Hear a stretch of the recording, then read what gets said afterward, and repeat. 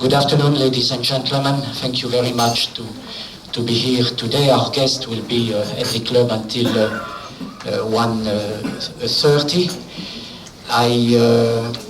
We have great names: Carl Lewis, Mike Powell, Willie Banks, and Dai Tamesue.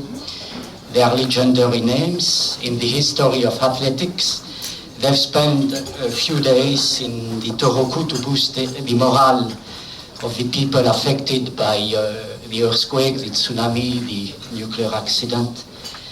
And our guest, of course, needed strong minds too, and a strong body to accomplish what they have done during their career. And maybe by their presence in the Tohoku, they were able to share some of their strong will, their strong mind, with people who are still traumatized by what happened to them 2 years ago.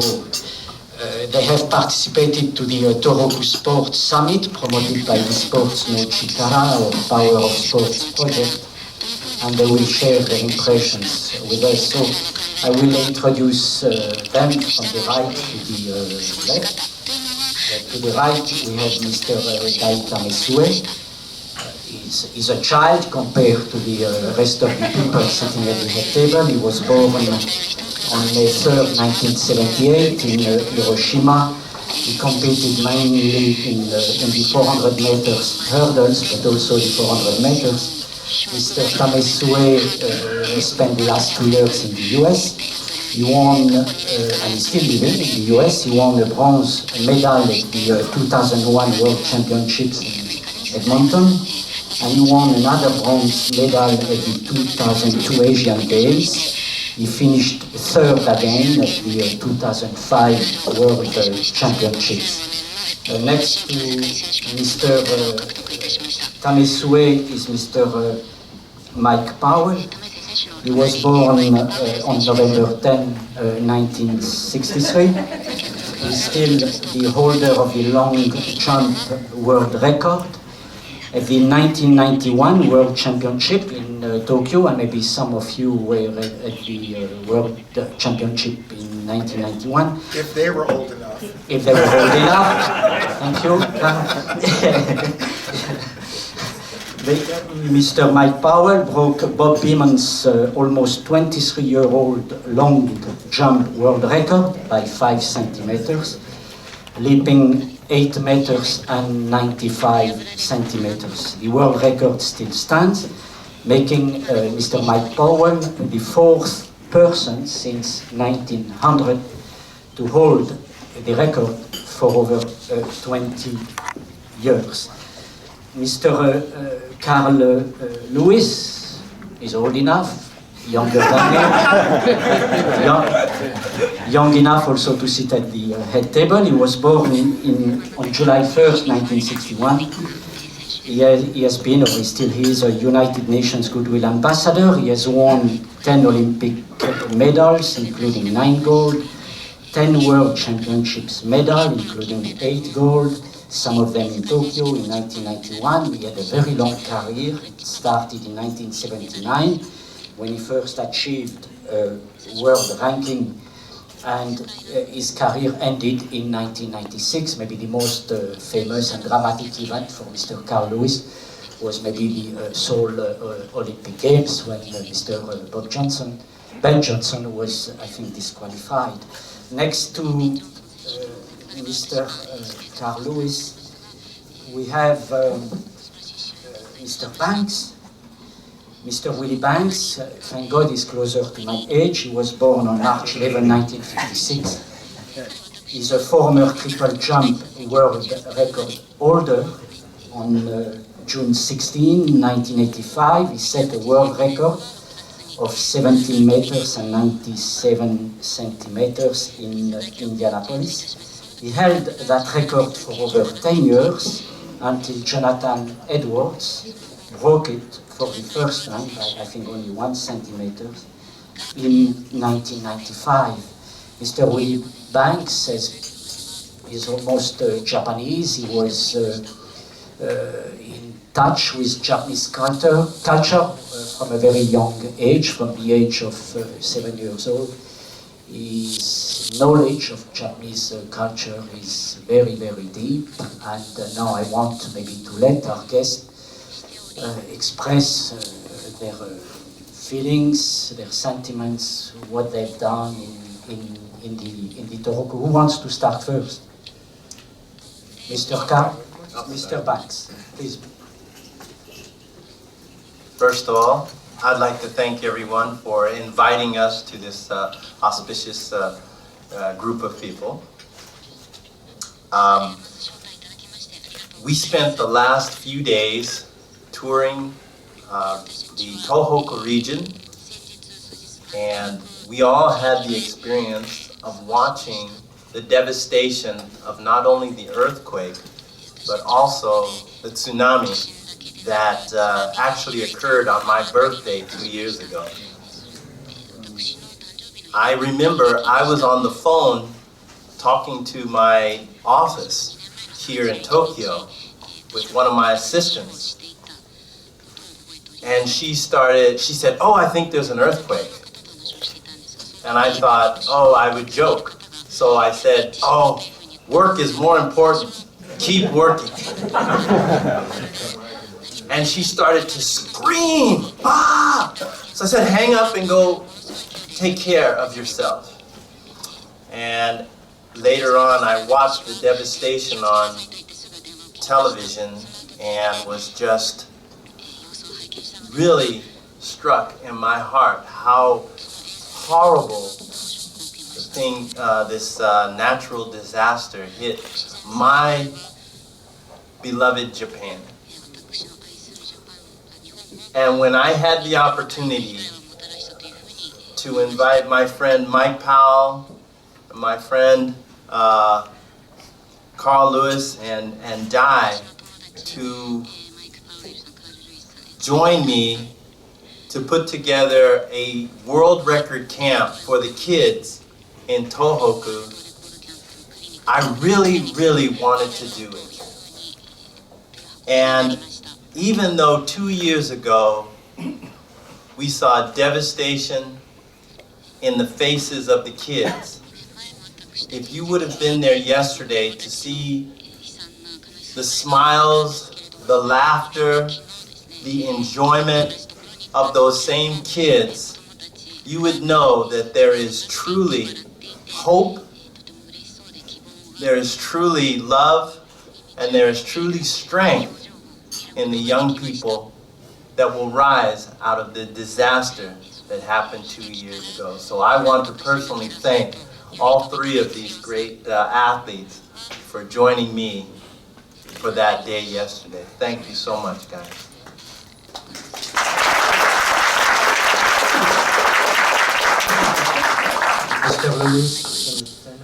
Well, I just want to say that first of all, I love this culture and been to Japan many, many times. And every time I come back, I see new wonderful experiences. And to be able to work with these young people, and Willie called us, and we said we wanted to make it happen. And to be able to work with these young people and see just the inspiration in them. And just like Willie said, when we saw the kids yesterday, we saw hope and dreams in their eyes and energy in their hearts. And I think that they will inspire a nation, these young people. And that's what we have to remember so oftentimes. Young people can inspire everyone. And so you're in the midst of bidding for the 2020 Olympics. And we just saw the energy of those kids saying, gosh, the Olympics can come to our country and we have something to work for. So I really fed off of their energy, and in seeing their area and seeing how everyone just picked up and they said, we have to move on. It's really inspiring. So this has been a great trip for me. And as usual, when I come to Japan, it's always a wonderful trip. I love the food. But I think it's a bigger thing. It feels like 2 years ago, all this devastation was here. And now 2 years later, it feels like it's Japan's time. So just happy to be here when that energy of that's your time and to be a part of it. Thank you.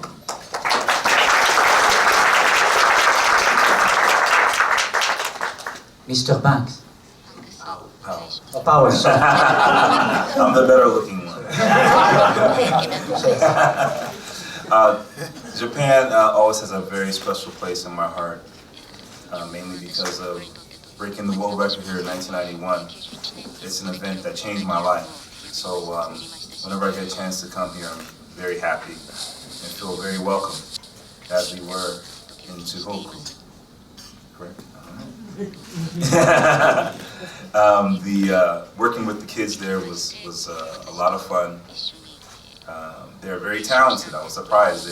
I wasn't teaching them very much. They think they knew what they were doing already, but I was showing them some small things, though, and they were very good students. And this trip means a lot to me also. I'm very thankful to Willie for inviting me. And when I think about who I'm up here with, I'm honored that I'm just with these two gentlemen. They've both been influential in my career. So I'm very thankful for that in itself. And I really wish Japan good luck in 2020, and I definitely would like to be here in Tokyo for the Olympics if you're able to get the bid.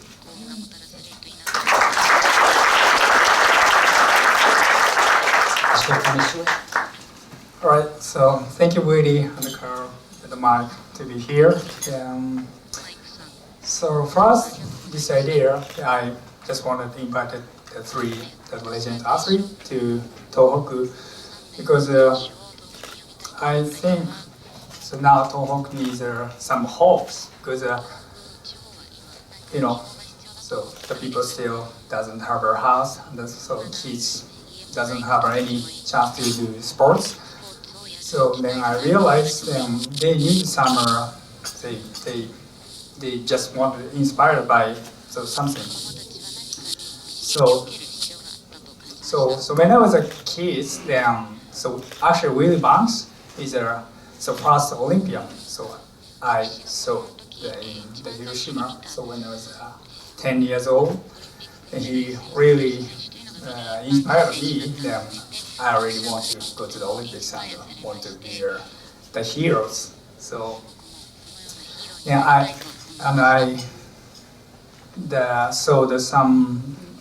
the word at the column, and the word is post-traumatic growth.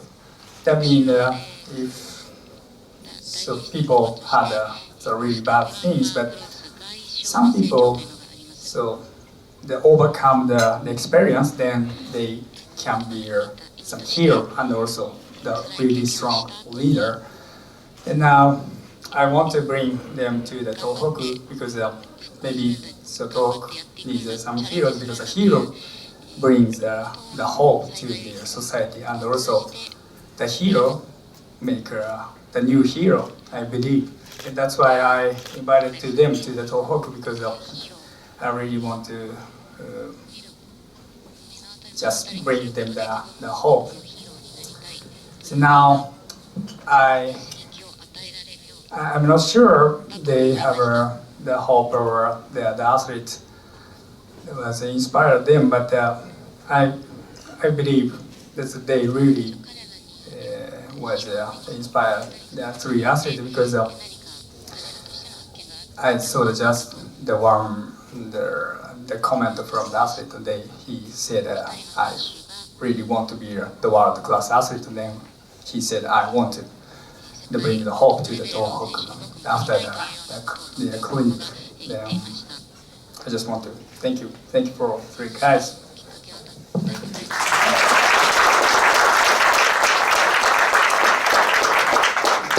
We open the floor to questions. Who wants to ask the first question?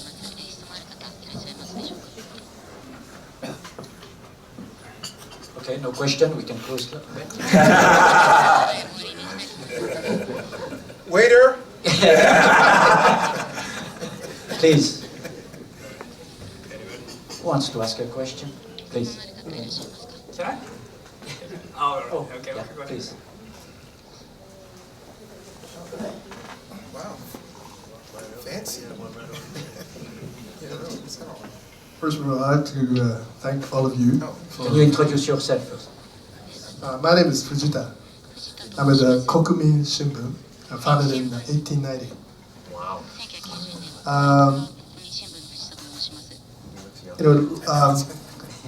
Having heard what you just said, I felt very happy because the young kids in the Tohoku area, they're having hope. But at the same time, we're having a lot of difficulties. Everything is so slow. We haven't recovered so much yet. Things are piling up. There are a lot of things, obstacles, and young people you met had a hope, which is very good. But a lot of adult people are, losing, kind of will to recover, really, because of the hardships and everything is so slow for various reasons. And I realized that the break in world record is something which is very similar.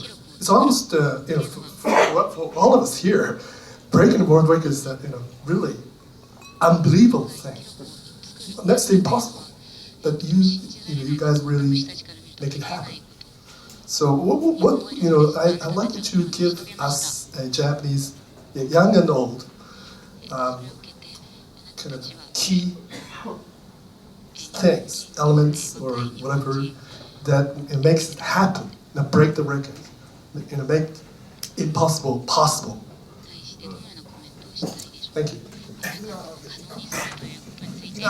Excuse me. First of all, you talked about the tsunami. I think living in the United States, we in the last few years we've had our share of things, and you hear the same thing. I have a home in New Jersey, and New Jersey had the devastation this last year, and of course we had Katrina, and so we had these things, and it probably wasn't the same level because of the nature of the tsunami. But at the end of the day, what is inspiring is that people come together and realize we just don't have a choice. And so when it comes into sports, how that works, and Mike and I competed against each other for years, and the thing is that if you don't do it, someone else is going to, and world records are going to be broken one day. I don't know about the long jump in our lifetime, but and I think that to give an example is, we were just joking in the back when Mike was saying when we first competed against each other, and our distance was feet apart the first time we competed. A meter, I'm sorry. 90 centimeters. Actually, it was more than a meter. True. But the reality is that, and I competed, at that level for a long time. And there are a lot of people that did not continue to compete and say, I still want to try to jump at that level. And Mike ultimately, won the world championships and achieved the world record, because he never stopped trying to get to that point. And I think that's the first thing we have to tell our young people. You have absolutely no idea where you're going to end up. And so you may as well go all the way. And it's easy, I know, to say, gosh, it's too far, I'll just quit. Or I'll just stop. That's the easy choice. But the reality is that one of the reasons that I did multiple events, because I was a sprinter and a jumper. And I think Mike and Willie and Dai can relate to this. The reason I did the multiple events, because I wasn't sure if I could win 4 gold medals. And I said, well, can I win 4? I don't know. I did not know. Now, the long jump, I had it under 10. So I didn't want to be someone at 35 and saying, gosh, I wish I had gone for those 4 gold medals. So what we have to teach our young people is not just shoot for the stars, but understand, never put yourself in life where you're going to question, why didn't you try something? Why didn't I go off? It's easier to try it and not get there than it is to question yourself for not trying. So that's what we have to keep inspiring young people. Go all the way, go for it. Because you don't want to, when you get old like us, you want to look back and say, I did it all and have no regrets. And I think if we can inspire young people to think that whatever you do, finish with no regrets, then I think that then it's a strong message we can leave our children.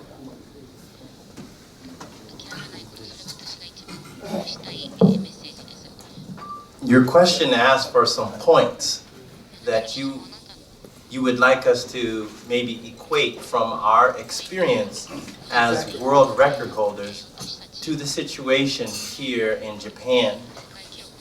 So when I talk to young people in the United States, I always tell them there's 3 things that leads to success. 3 things that led to all of our successes. Mike's going to say 4, but I think there's 3. The first thing is you have to have a goal. You have to want something. But not just, I'd like to have this water. It has to be a passion. I not only want, I need this. More than anything, I need this. So to apply that to our situation, we want to be we want to get back to the greatness of Japan. How do we do that through this adversity? We want to be the best. That's number 1. As an athlete, you have to want to be the best. That's to set the goal. Number 2, you have to persevere. Now, I know the Japanese culture, and I don't think there's another culture in the world that has the perseverance that the Japanese culture has.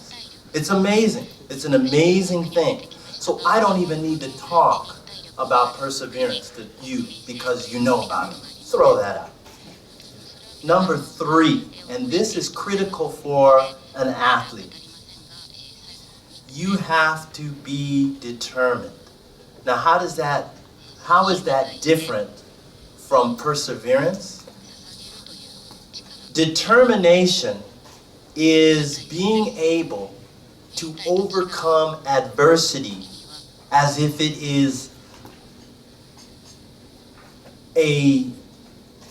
it's a way of encouraging or inspiring yourself. So you take that adversity and you turn it into a positive.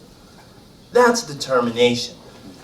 To give you an example, when I was competing, people would say, did you see in the newspaper that this athlete from this country jumped, 17 meters, 60?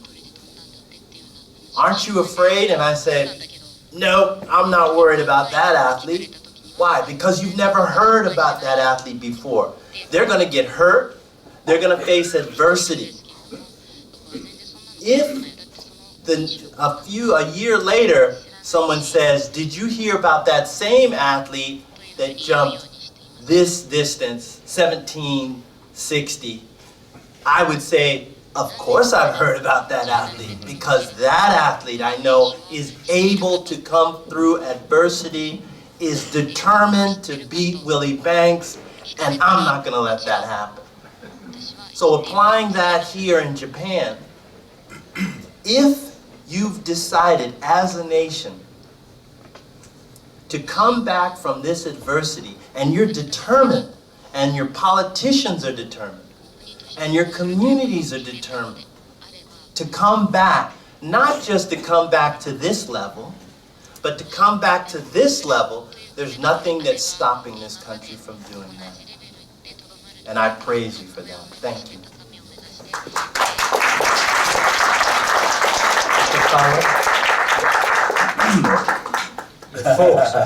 Yeah, we'll have four. I think that when I coach and when I look at my life experience, I try to compare athletics to a small microcosm of life. And I tell my athletes, you have to know, for one, my four things, you have to have a goal. You have to have something that you really want to accomplish, so you're not just wandering aimlessly. For me, I had a goal that at times to other people seemed laughable. For me to say that I wanted to be able to defeat Carl Lewis and to break the world record, people would really laugh at me when I would say that, you know, but that was my goal. You know, it was very, very difficult competing against this gentleman here. He was a legend, competing at the same time as me, and nobody knew it better than me. So as much as I wanted to beat him, I respected him more than anybody. Secondly, towards that goal, you have to make a plan. You have to figure out how you're going to get there. And for me, when I was, after coming out of the university level, I asked Willie Banks if I could be his training partner because he was a world record holder, and I wanted to know, what do world record holders do? What do they eat? How do they walk to practice? You know, and I learned so much from Willie. Learn how to be a man. And then the third one, which is such a big part of this culture, is working hard. Working hard, doing more than anybody else is willing to do. And then the fourth is believing in yourself. Because there's always naysayers who say that you can't, you won't be able to do this, you won't be able to do that. And if you look at us, the athletes up here, we would not take no for an answer. Not only in athletics, but in life. We believe we can get it done. We can do it. And that's the same type of attitude, you know, that the people need to have in trying to overcome, you know, this tremendous adversity that's happening. And although it's been a couple of years, still, in time, you have to be patient and keep on persevering to get to where you need to get to.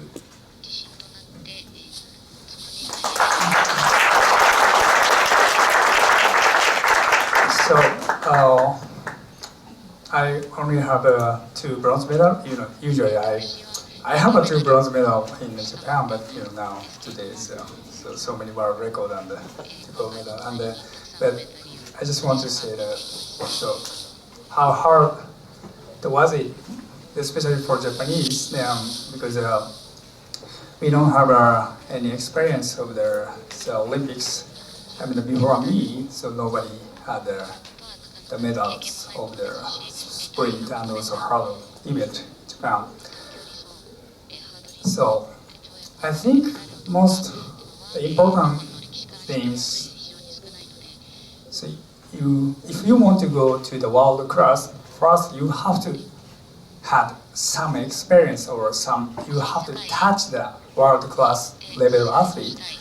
Because, so you know, I said to you so when I was 10 years old, I just saw the Willie Banks, he just had some big huge like head horn and some job like this American style or something like that. But that's so inspired me. I really want to go to the Olympics, and also the Carl Lewis, he ran the Los Angeles Olympics. You know, in Japan, so any track and field meet, so nobody no spectacle, no, so no one see the track meet. But in the Olympics, just the people could run first and under 10 seconds. So everybody, they stand up. Also, they so inspired by the race. That's so was the inspired me there. So because I believe that I really want to go to the Olympics, and also I want to get the medal, because that's the hero or something like that. I think I need first in Japan. The Japanese athlete need touch the world class level athlete also, or kind of just the world, because it really the good impact to the people, especially kids. The kids doesn't have kids don't have any the hurdle. The mental hurdle. They really easy to believe that I can do this, or I want to do the person or something like that. The athlete, the really good role model for the Japanese people. Then I believe the athlete need inspired by the good role model.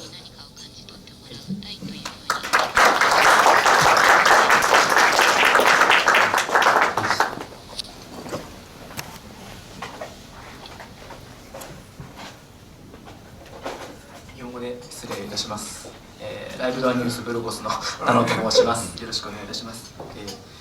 日本のスポーツ界では今体罰問題というのが大きい問題になっておりまして、体罰を苦にバスケットボール部の高校生が自殺をしてもですね、一部の指導者や選手の保護者たちには体罰は必要だと思っている人たちがまだたくさんいます。日本の指導法の体罰というのをどうお考えになるか、お聞かせください。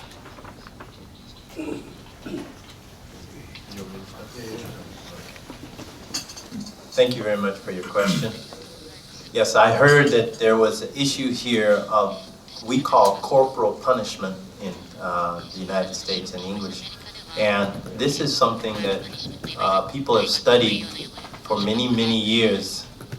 And in the United States, we realized that corporal punishment was not a way to change behavior of children. We also realize that just like any kind of teaching, it's better to use honey than, well, let me not use that term. It's better to teach and inspire than to beat and take away someone's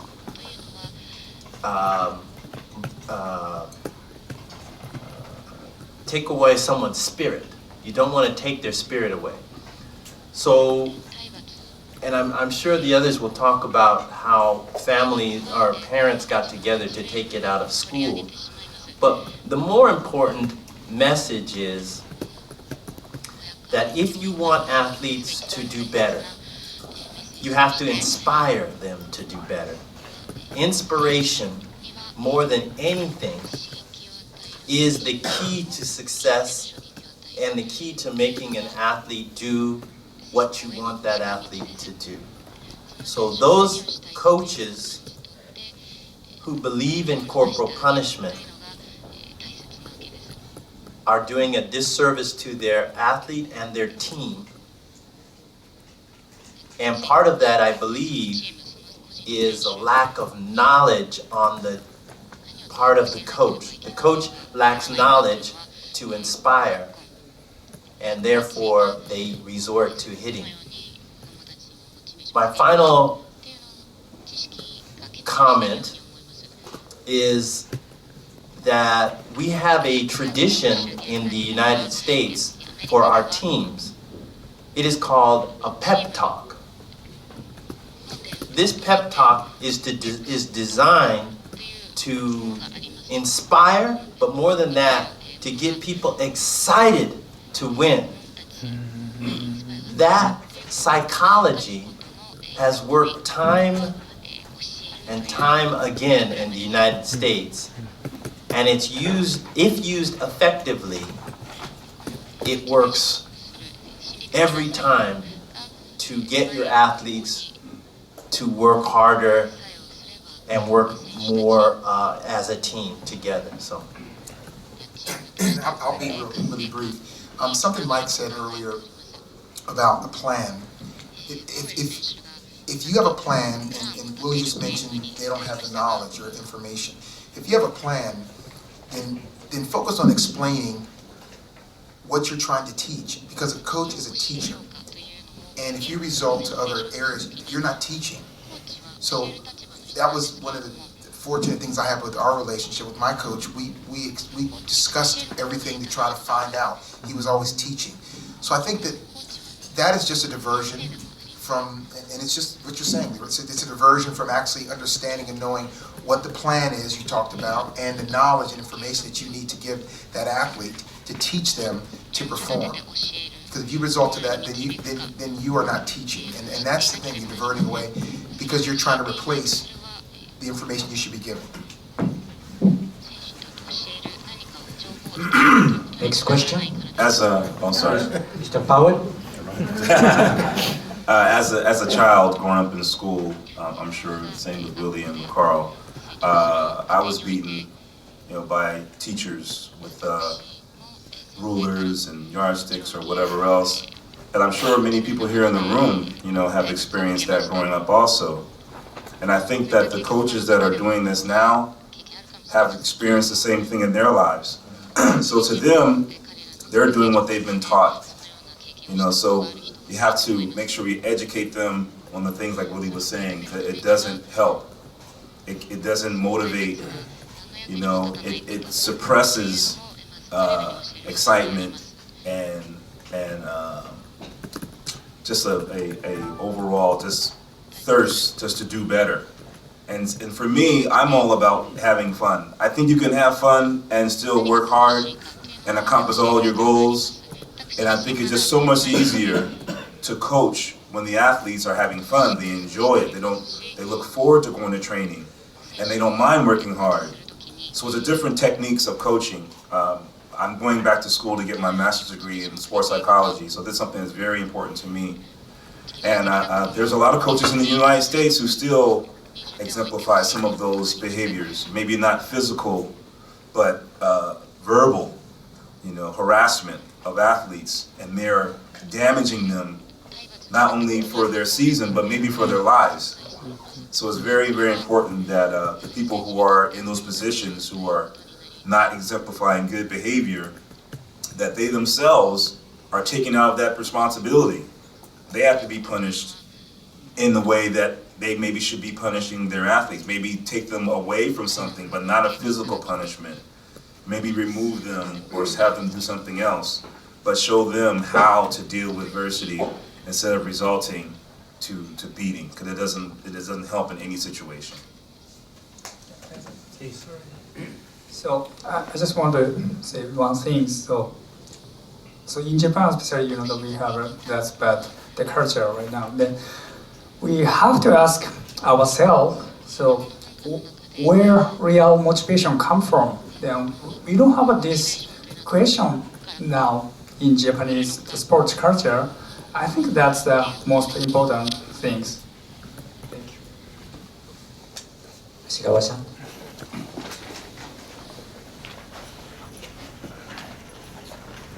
My name is Hasegawa from Radio Nikkei.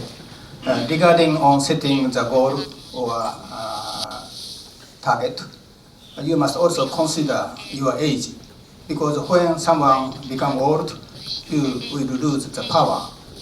But in your case, you have overcome the limitation of age to get so many medals during a long time. So please tell me, how did you overcome the limitation of age? Well, I can start off with that. We just don't leave the age alone, will we? I think that we don't ever really overcome that. I think we're all still challenged by age. Now, we know our limitations, but as athletes, I don't know, for myself, my goal was to break the world record, but my goal also was to jump 9:15. And my goal also was to compete in the decathlon and break the world record in that also.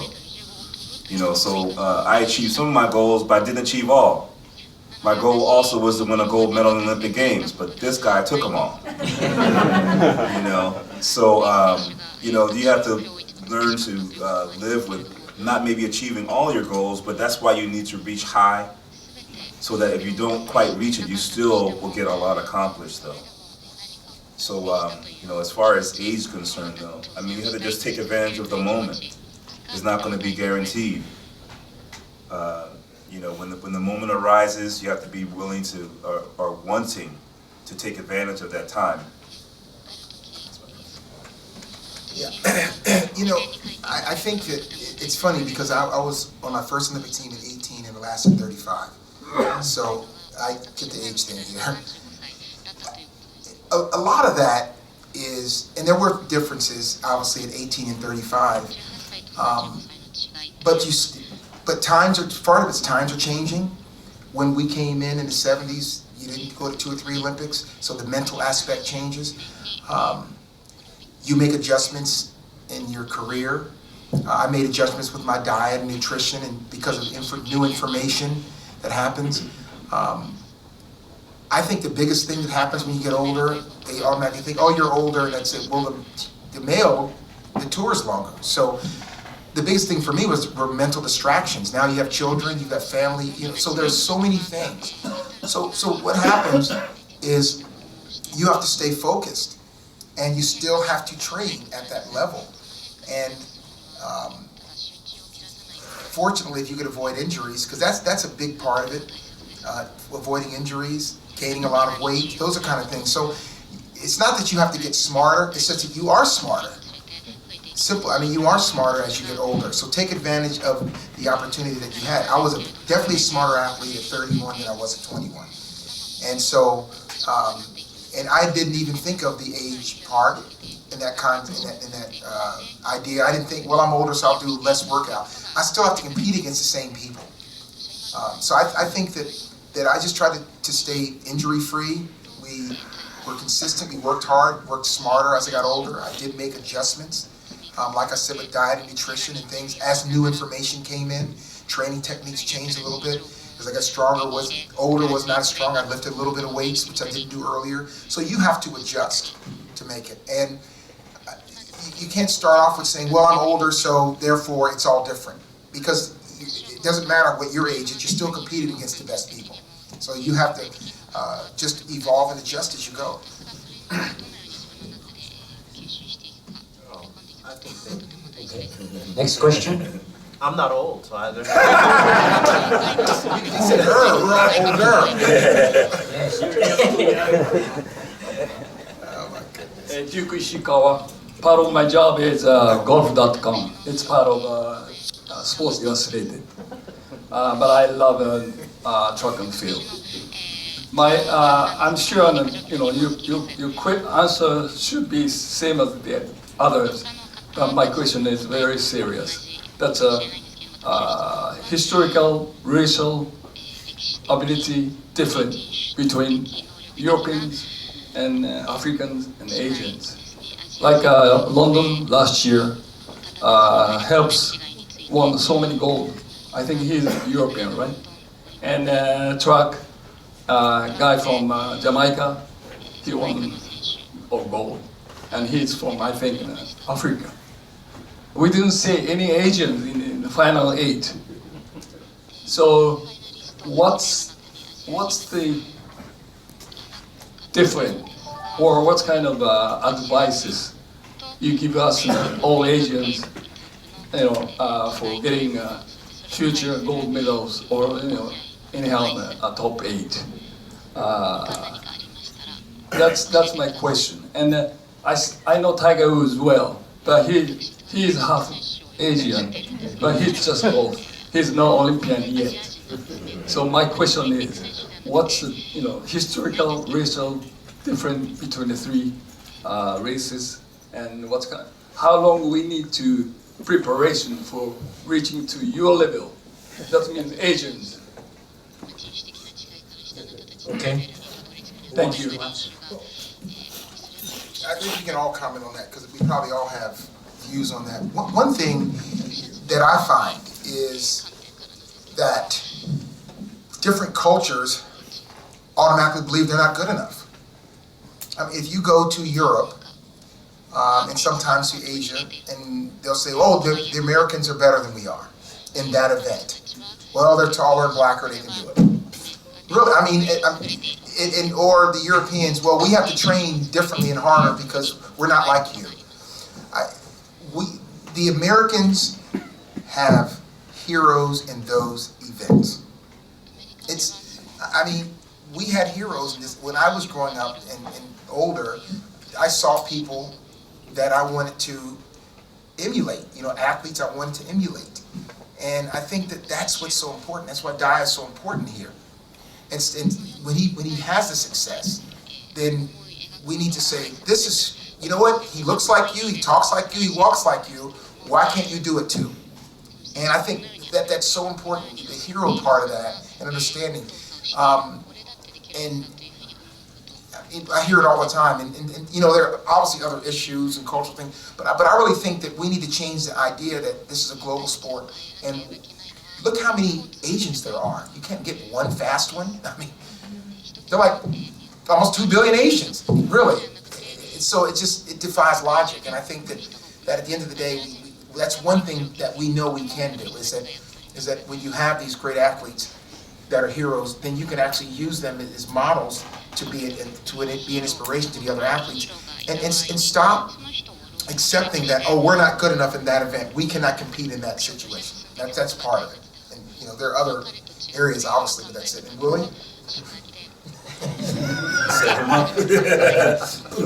Thank you, Carl. No problem, Willie. You are Japanese? Yeah, I'm sure there's some Japanese in me. Where did this gentleman go? He's right here. Oh, okay, sorry. Your question is very thought-provoking. It is incredible, and it is better answered with the cameras turned off. But let me try to answer it in my best, how do I say, my best political answer I can give. First of all, like Carl, I believe a lot of this is cultural. I believe that there is not an event that discriminates against a certain type of person.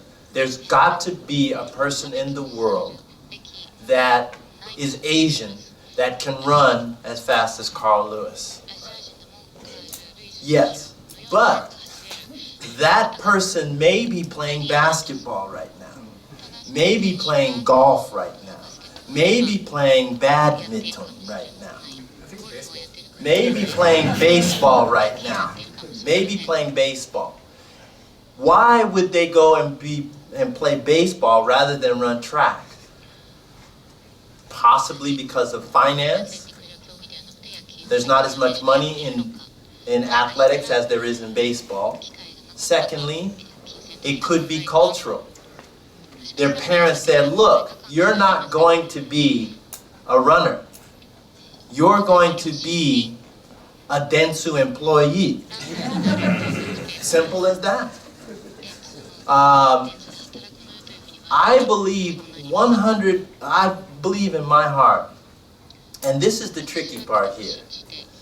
I had my DNA tested, my DNA, so I know where I come from. Yes, I have a lot of African in me, but I have a lot of European in me, and I have a little bit of Asian. I believe it's Japanese, but I have a little bit of Asian in my DNA. So I know that I am not pure. I'm mixed, everything. And I'm sure these guys are mixed somewhere. Oh, yeah. And so I believe that through the years, that mixture has made me a better athlete, but only for one thing. And that one thing is the triple jump. Because I can't play baseball, I can't play basketball, I can't do badminton, I can't throw a ball. It's weird. All I can do is jump. That's it. And talk. So God gave me a talent through my DNA for jumping. He may have given that talent, he gave Carl the talent for running and jumping. More running than jumping. And he gave Mike an unbelievable amount of talent for jumping. You have here some great athletes. I have seen them. For many years in Japan, there was no great players in baseball that went to play in the major leagues in the United States. I believe the first one was a pitcher who went to the Dodgers. I forgot his name. No. I didn't forget. I just wanted to hear you guys say it. And they said, well, Japanese couldn't play baseball. Now if you go and ask an American kid, a young American kid, who the best baseball player is in Japan, in Major League, they're going to say Ichiro or, you know, one of the Japanese athletes over there.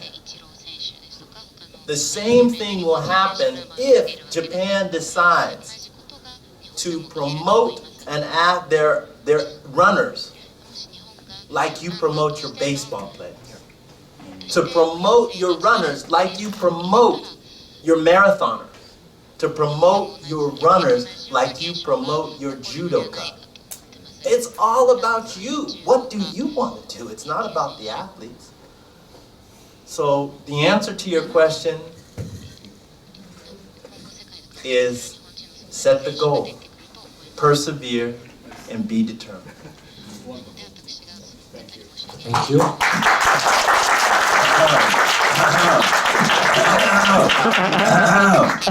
Oh, thank you. I'm the forgotten one here. Because I'm so much younger, I know. It's my DNA. Becoming old. I'm a coach in the United States, and I have some of my white athletes sometimes say to me, I can't beat that guy because he's black. And I said, don't say that. The color doesn't matter. It becomes your expectation. Because every black person can't run fast. Every black person can't jump high. Every black person can't dance well. But some can. So the thing is like, for example, the expectation level in the long jump.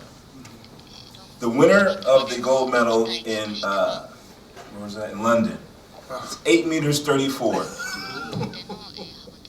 There have been many Japanese jumpers who jump beyond that. You know, just a few. Yeah, they are. Yeah, okay. Yeah, that's like 8:35, something like that. Close. Okay, good. All right. It's close. It's close. But so the thing is, the expectation, though, level is low. Yeah, but you're right. The finals was like 790. Mm-hmm. To make the final 790. The Japanese record is 8 meter 20, like 20. Okay, all right. 790 made the final. So I got your back. Thank you very much.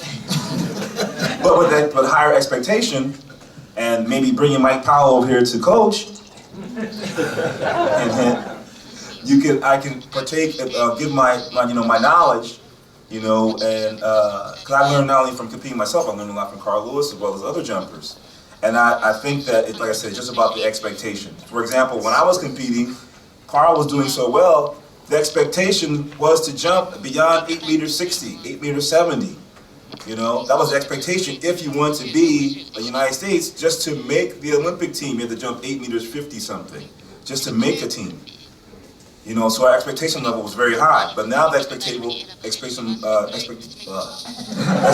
level is very low in the United States as well as the way it is around the rest of the world. So it's kind of plays into what both those guys are saying. It depends upon what you are striving for. If you gave me the opportunity here to give me your five best jumpers, every athlete I've ever worked with has gotten better. I guarantee you that I can make a medalist out of one of them.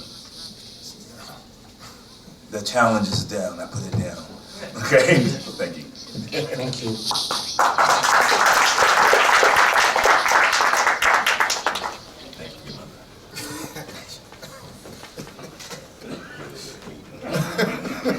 Hi to everyone. I'm Antonio Faticuso from ANSA Italian News Agency. So, a special question. Carla, Pietro Mennea, one of the best sprinters in the world, ever passed away last week. In your long career, very successful career, you held the world record on 100 meters, but not on the other one, on the 200 meters. Which Mennea held for almost 17 years until 1996. So, can you share with us some memories of Mennea, and have you had any chance to chat with him, to speak with him career. Thank you so much. Yeah, I actually knew him quite well, and in a lot of different areas, and I ran against him numerous times as an athlete as far back as I think 1981, and knew him well as an athlete. He handled his career very, very well. And also, it was interesting. The last time I saw him was I believe it was a couple of years ago at the UN in Rome. So he was very politically involved. So very smart man. He was an attorney. So I saw him in many different areas, whether it was on the track, competing against him, seeing his political side and all kind of things. So it was a shock to me. I was not aware that he'd been ill, and he's so young. I mean, I'm thinking up for us. I mean, 60 is really young. I didn't realize it until now, but it is very, very young. So it was kind of shocking to us. And but he was very important to Italy, and especially, and well, not more than Italy, because I remember talking to Primo Di Viola, who was Italian in charge of IAAF, and he just loved him and talked about how important it was and how important it was to help him build the brand of athletics. So he was a very important person in our sport, and I think a lot of people really shocked at his passing. Another question?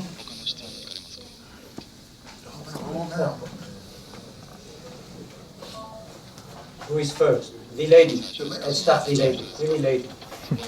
The lady? Yeah, the lady first. Thank you. Please introduce yourself. Hello, I'm Ayano from sportnet.com.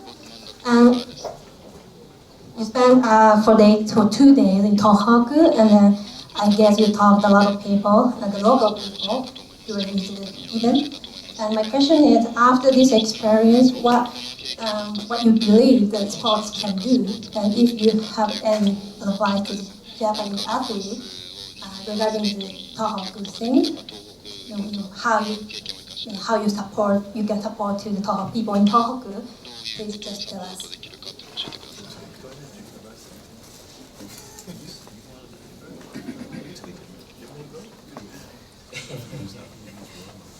Again, thank you very much for your question.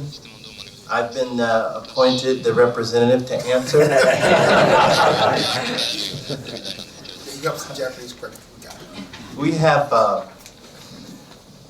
We originally got together because we wanted to do something that would help inspire the young people in Tohoku. Because all four of us understand what heroes can do to inspire young people. We also wanted to inspire coaches to be role models for their athletes. So we went to the Tohoku Sports Summit and we talked about coaches and how they can be leaders for young people to help them grow and to help them be better citizens, better athletes, and champions. In fact, one of the things that we did was we had everybody together repeat a phrase that Carl doesn't like, but I love. And it's,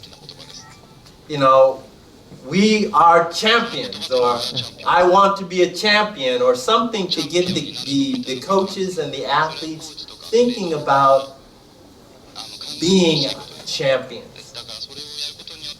When we were working with the kids, to see them laugh and play, we knew that we had done something special. We had changed the lives of some of these kids. And Mike said it, I think, best at the end of the clinic. Mike said, in 2020, I'm sure we're going to be, Mike said, I'm sure that I will see you in Tokyo at the Olympic Games winning a medal. And I could see smiles throughout the kids. That was an incredible moment for me. And I think an incredible moment for them.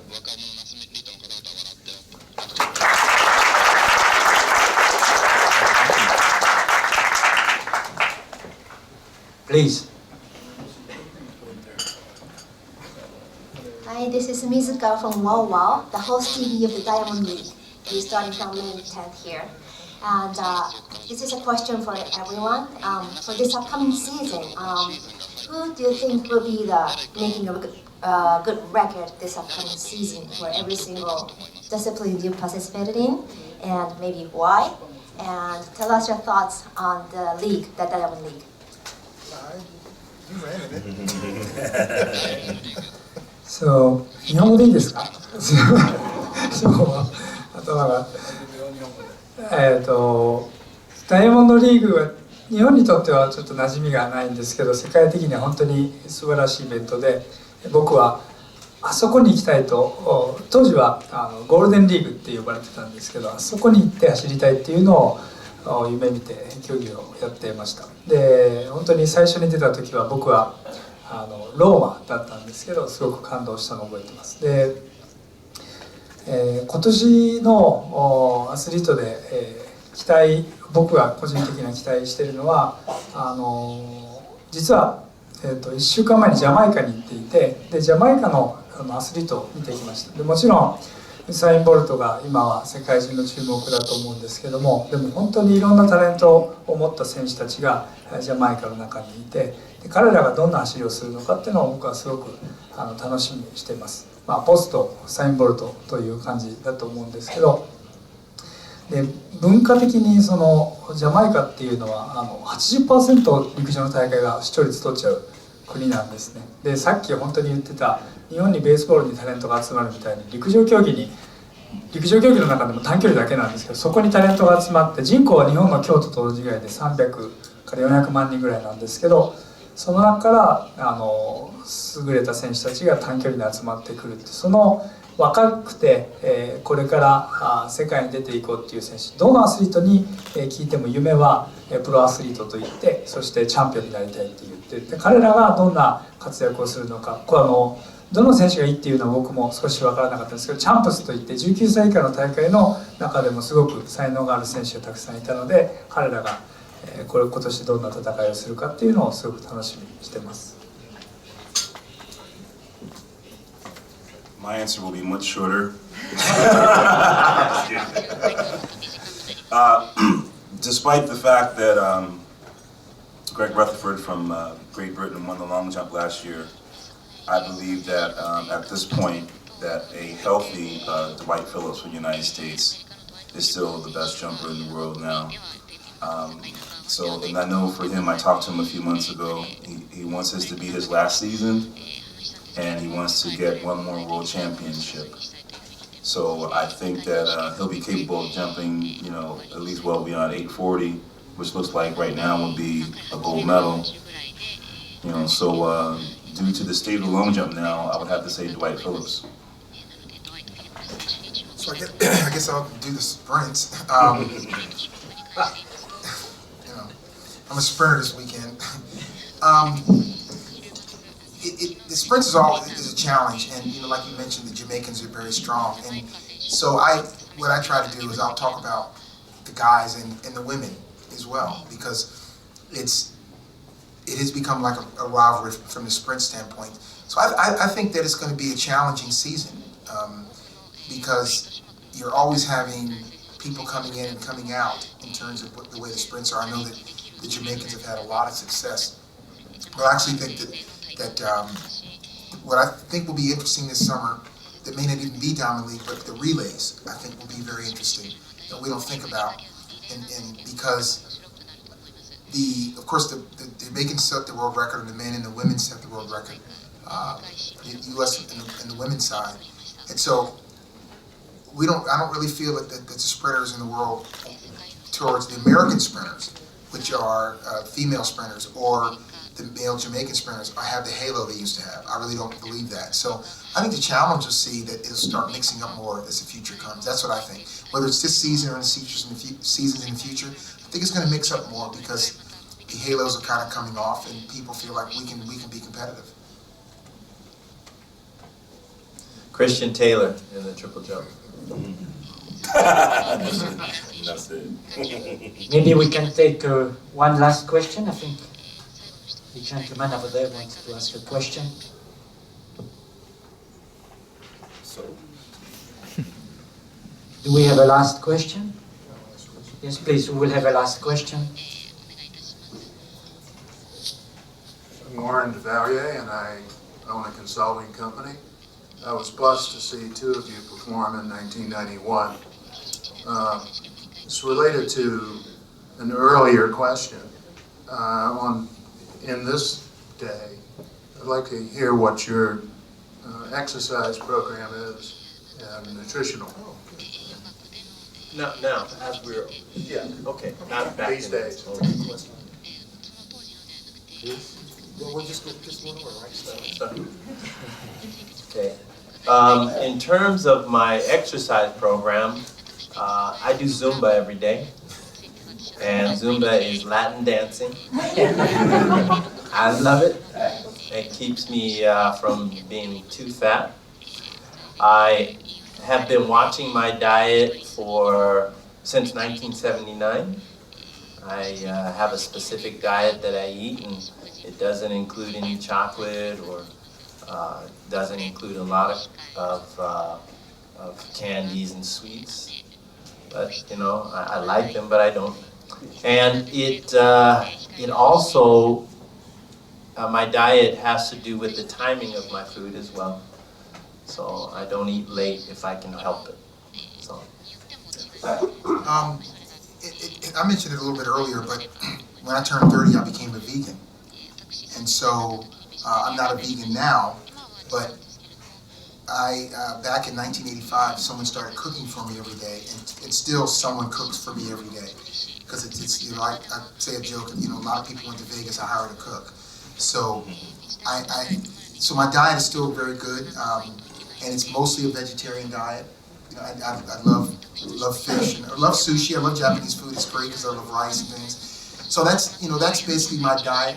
And I agree with Willie. I eat dinner at 4:30 p.m. every day, really early every day. And so, and then in terms of exercise, I have a gym in the basement. I'll do that, and I don't run very much. I like to cycle, but what I do is I have a big garden at home. I love to do outdoor things. So whether it's walking the dog or if a tree is leaning, I'll help cut it down and chop the wood. I just love to do things around the house. I just love that. And like I said, I have a huge garden, and we eat, most of my vegetables come from the garden when it's in season. And so I'm an outdoor person, just likes to be out in the sunlight, and because we spent so many years there. And so I've kept my diet in check. And I exercise, and I just try to keep that weight right in a certain area. But the big thing for me is eating early and exercising. But I'll tell you one thing though, I do, if I don't feel like lifting today or going into the gym, I don't.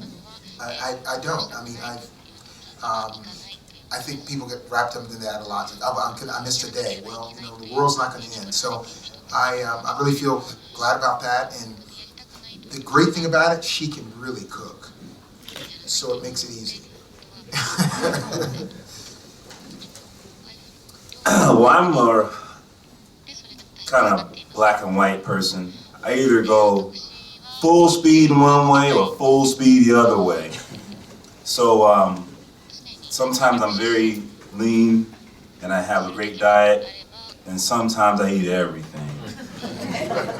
And so I think the last time I was here in Japan, 2007, I was probably 15 kilos lighter. So now, and when I came on this trip, I put my suits in my suitcase, and I tried them on just before, and it, so I had to get in a suit.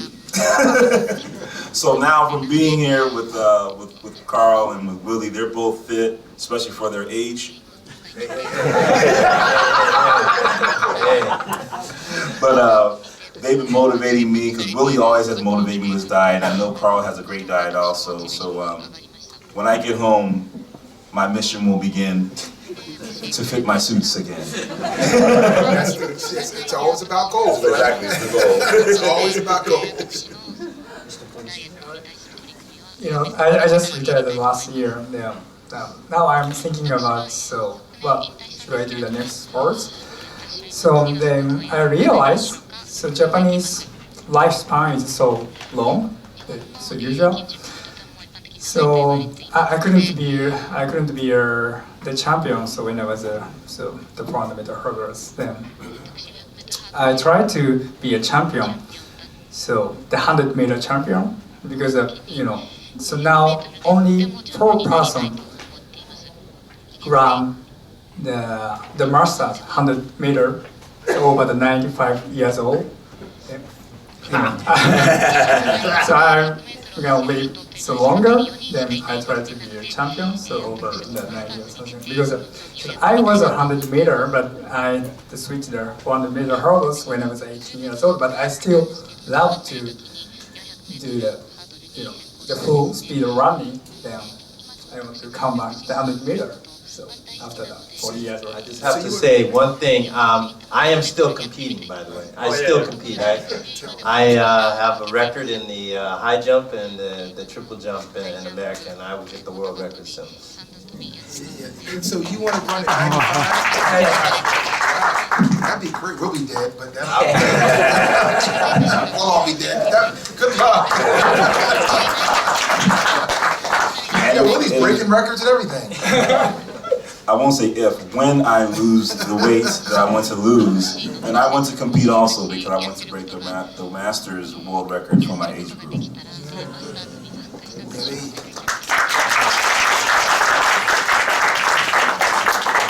Thank you very, very much. Thank you very, very much for coming to the club in July.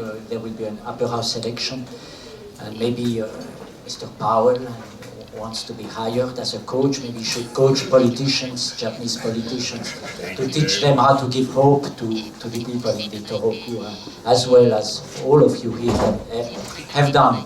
And I want to give each of you a 1-year honorary membership card from the press club. And please don't hesitate to come. And don't wait, yes, as soon as possible. Thank you very much.